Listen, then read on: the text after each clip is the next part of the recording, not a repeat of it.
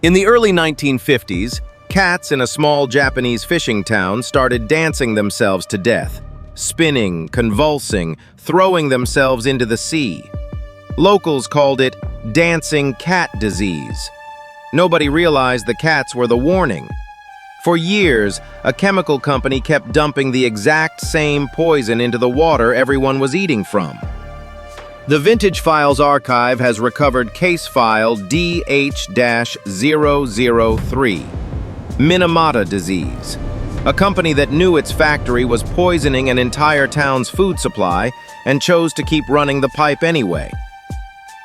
Since 1932, the Chiso Corporation had been releasing industrial wastewater into Minamata Bay from its chemical factory, producing acetaldehyde using a process that released mercury as a byproduct.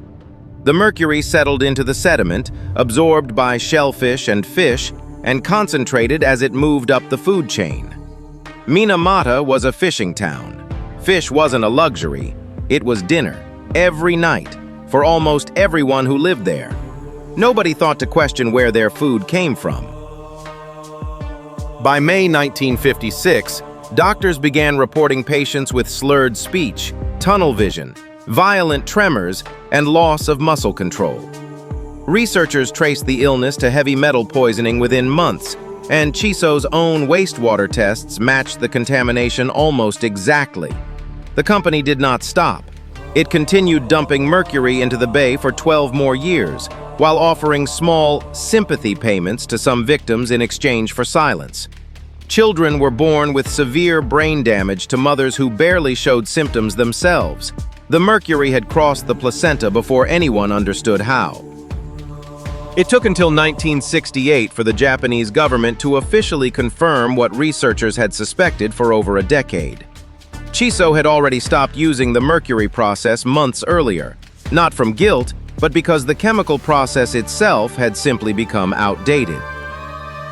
More than 900 people died. An estimated 2 million were exposed to contaminated fish over the decades the plant operated. Victims sued in 1969. The case dragged on for 4 years before a court finally ruled against the company. Tens of thousands of people have applied for compensation in the decades since. Many are still waiting for their cases to be recognized, more than 70 years after the first cat started dancing. The archive remembers the warning nobody listened to. Follow the Vintage Files archive for more untold records.